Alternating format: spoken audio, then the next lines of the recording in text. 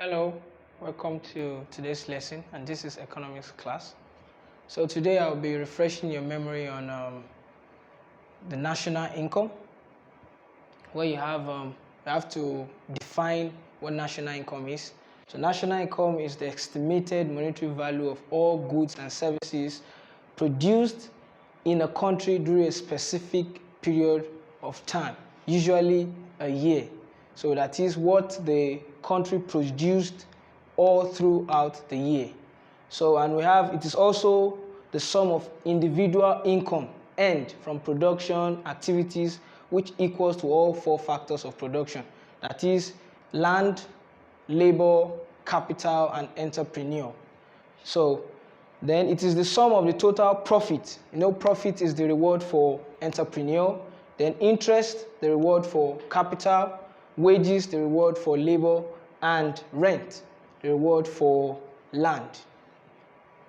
There are many ways of measuring national income, but in Africa or West Africa, we use the GDP. What is GDP? GDP means gross domestic product, and which it has to do with the total value or the total monetary value of all final goods and services produced in an economy all throughout the year. So the reason why we focus on the use of GDP in the West African country is, one, the difficulty it poses when calculating income or values of output generated by citizens abroad.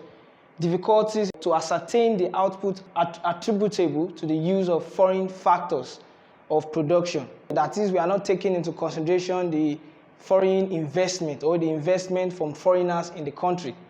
Then the difficulty in calculating the value of depreciation. Depreciation has to do with the wear and tear. Reason being, the difficulty it poses when calculating income or values of output generated by citizens abroad. That is, we cannot calculate the value of what citizen of a country produces abroad. Then difficulty in ascertaining the output attributable to the use of foreign factors of production, and also difficulty in calculating the value of depreciation. National income, meaning NI, can be computed in three ways. We have the income approach, the output approach, and the expenditure approach.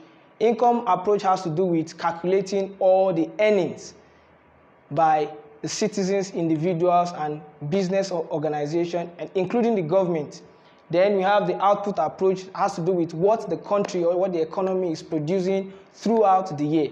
Then we have the expenditure, that is, expenditure has to do with the expending the expenses incurred throughout a productive year.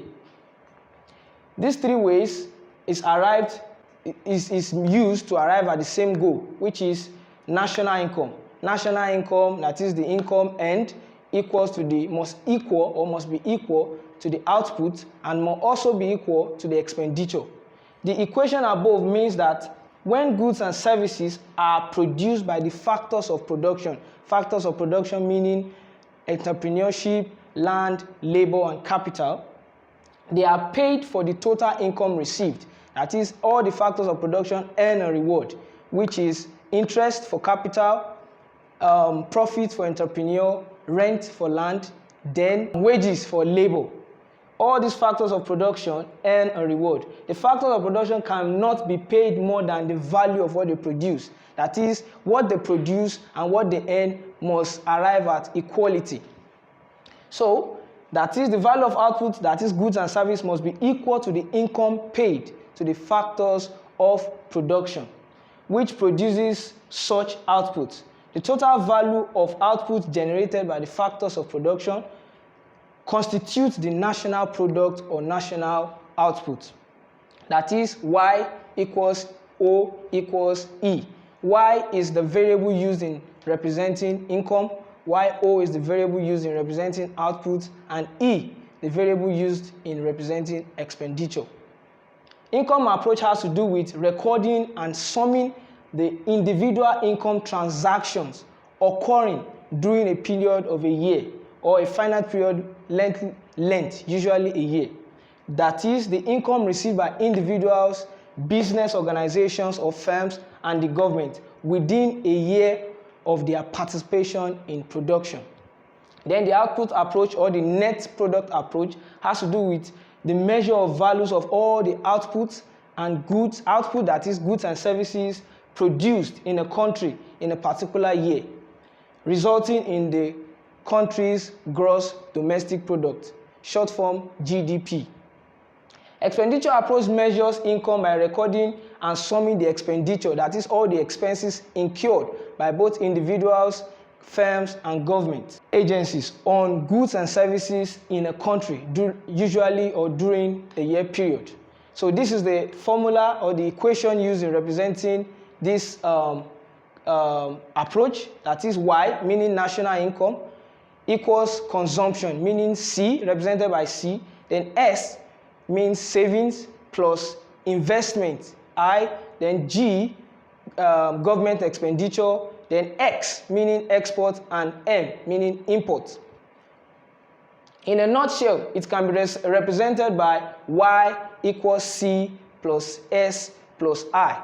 We decide to remove the X and the M from the equation because we consider, sometimes we assume that the economy is running on a closed economy. So we have C, while we have Y as the national income, C as the expenditure on consumption of goods and services, then S as savings, then I as expenditure on investment, goods and services. So we have a question for year 2005, which says, given that Y equals C plus I, where C equals 50 plus 0.75 Y, and I, that is investment, equals 45 million, what is the equilibrium of level of income? When we talk about equilibrium, that is, we are talking about a situation whereby income equals investment, or income equals savings. So you know, from savings we get our investment. So solution, the formula is Y equals C plus I, and we know that C, they told us in the question that C equals 50 plus 0.7 Y. So an I, that is investment, equals 45 million. So what we need to do is impute those values in the equation. We know with Y equals C plus I. So, and they told us C equals 50 plus 0.7 Y. So we add all.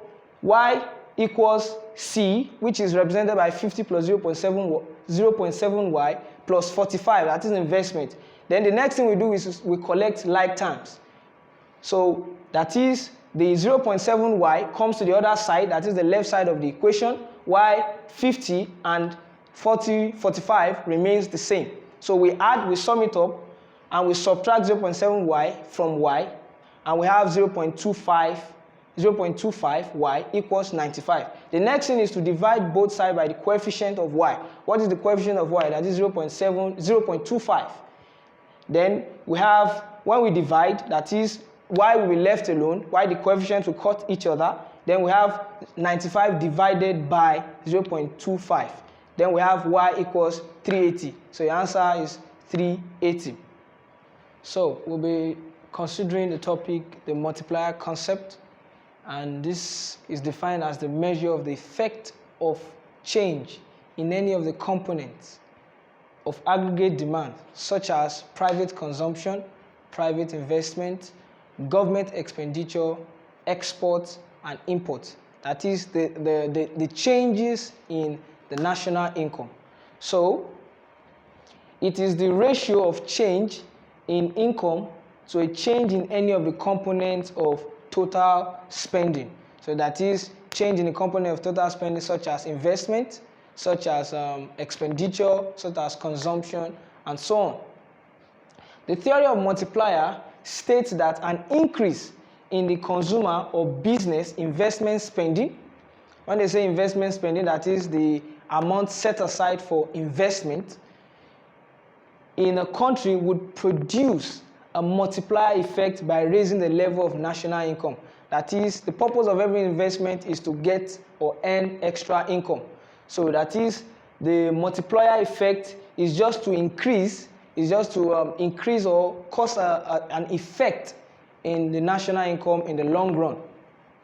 So the formula is K, which K is represents the multiplier, which equals 1 over 1 minus MPC. MPC meaning marginal propensity to consume. That is the ability of an individual, government, or household to consume, while MPS means marginal propensity to save. So that is change in income over change in consumption or change in I. The triangle there represents as a variable for change. So where K is the multiplier, MPC is the marginal propensity to consume, MPS the marginal propensity to save, and Y, change in Y meaning change in income, that symbol, that is triangle, sometimes represented by a D. Change in C, that is change in consumption, then change in I, meaning change in investment. So here's a question for the year 2010, question 29. It says, if MPC is 0.7, why government expenditure increased by 150 million? The equilibrium national income is, that is, they are trying to tell us that what is the effect of a 0.7 marginal propensity to consume and a change or an increase in the government expenditure. Government expenditure means government expenses. So here's the solution. What you do is you apply the formula K equals 1 over 1 minus MPC, since they gave us the value for the MPC. So here we're asked to find the multiplier effect. So recall that K equals 1 over 1 minus MPC. That is, so you impute the value for MPC in the formula, where you have K equals 1 over 1 minus 0.7. And when you subtract 0.7 from 1, of course, you get 0.3. So you divide 1 by 0.3, you have your effect as 3.33, which when you estimate or you approximate, you get 3. So you multiply the value, that is the increase in government expenditure, 150 million by 3.3, and you have 4.999. And when you approximate that, you have 500. So that is the option, the correct option or correct answer to the question is option D, 500 million. So here's another question for 2012, question 28. The investment expenditure of an economy changes by 2 million and the MPC is 0.75. What is the change in income? So they want us to find out the multiplier effect. So what we do is we apply the formula for the multiplier, which is K equals 1 over 1 minus MPC.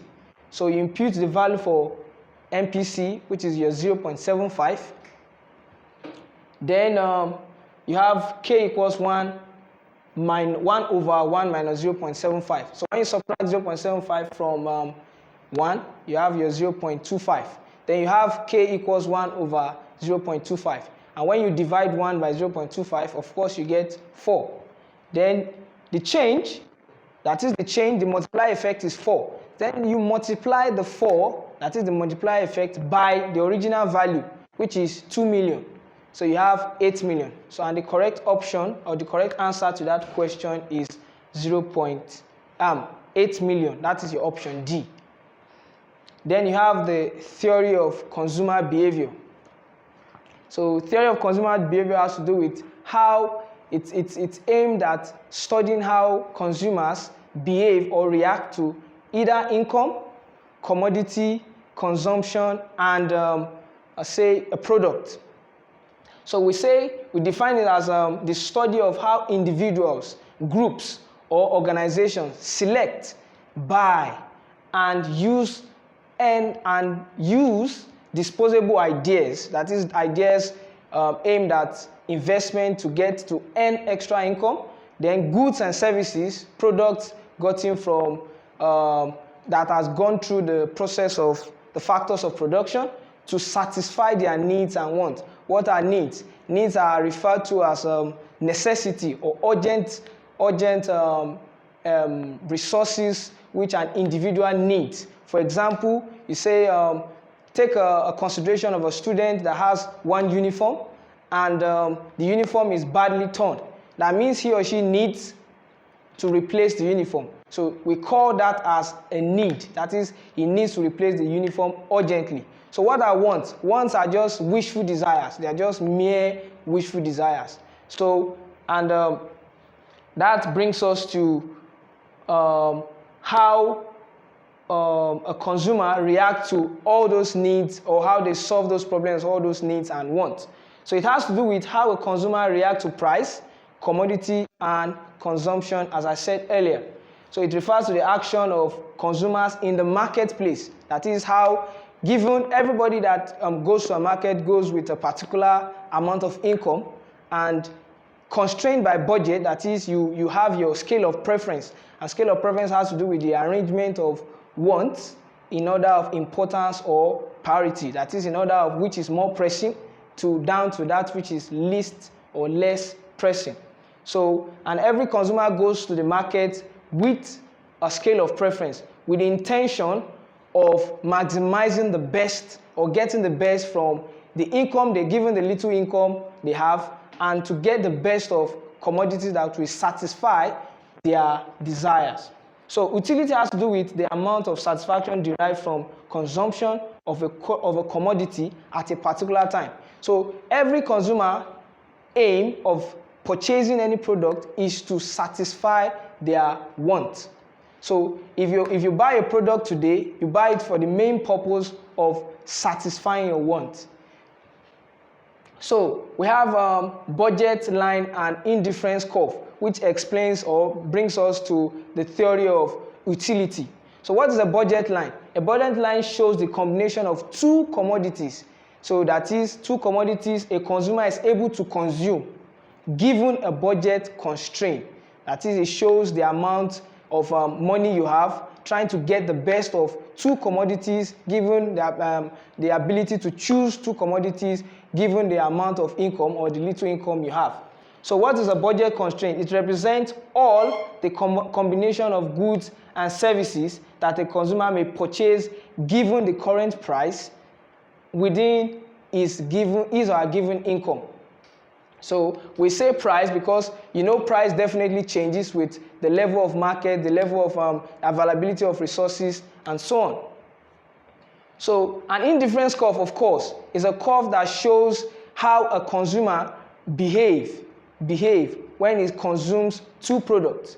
So for example, we say an indifference curve shows combination of two commodities that yields the same satisfaction or equal satisfaction. When you say in English, the word indifference means you feeling the same about something or feeling unchanged about something. So when you say a consumer consuming two products and is getting the same or equal satisfaction from consuming those two products. So we have to maximize utility, a consumer has to choose the combination of two products at the point where the indifference curve is tangential to the budget line. That is where the budget line and the indifference curve are equal. That is at point C. You notice that the indifference curve 2, that is the one in the middle, is touching the blue line, indicating the budget line, indicating that there's a point of equality. That is, either a consumer is consuming, say, 70% of commodity A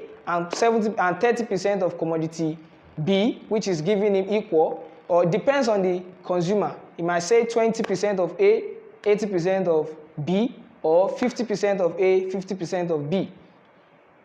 Then we have, let's assume that a household earns income of 40,000 per month, given two commodities that yield the same satisfaction.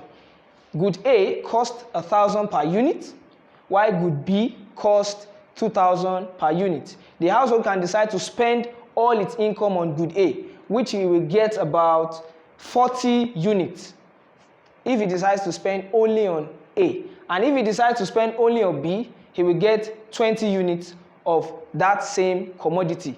So we say the household decides to spend, if the household decides to spend all its income on good A, which costs 1,000 per unit, while good B costs 2,000 naira per unit. That is, given the amount of income he or she earns, he will only be able to buy, say, 40 units of commodity A or good A and 20 units of commodity B. The household can decide to spend all of its income on good A, meaning that it will have 40 units of good A. then, or he might also decide to spend all of his income on good B, where we have 20 units of good B. The budget line describes all other possibilities which are open to the household given its money income. That is, what we are trying to say in essence is that it gives a way where a consumer can maximize his resources given two commodities. Say he might want to buy 20 or say 20% of commodity A and 80% of commodity B, or 30% of commodity A and 70% of commodity B, or 50% of both A and B, which will also yield him maximum utility or maximum satisfaction. At this point, the rate of substitution in the market, the rate of substitution in consumers' preference is the same with that of the market. That is, what we are trying to tell you is that his preference equals to that of the market. So marginal rate of substitution is the rate at which consumers gives up some amount of one good in order or in exchange for another good. That is, he sacrifices some, he tries to balance it, sacrifice some for A, or say more of A and less of B in order to get more of B, or less of B in order to get more of A. So in order to maximize utility or to get satisfaction, to derive the best of satisfaction. So an increase in the money income of the household will shift the budget line outward. That is, it will shift the budget line from C to A or E, which means, which implies that there is a possibility open to the household. That is, when the budget line moves up, it will give you more opportunity to buy either good B or good A. Say more of good A or less, more of good A and less of good B, or more of good B and less of good A, which implies that there is a possibility open to the household to increase consumption of that commodity. If the perceived satisfaction derivable from the bundles of commodities increases, there will be a higher demand and the indifference curve will shift outward. That is, if he gets more satisfaction from consuming commodity A, that is, he will buy more of commodity A and less of commodity B.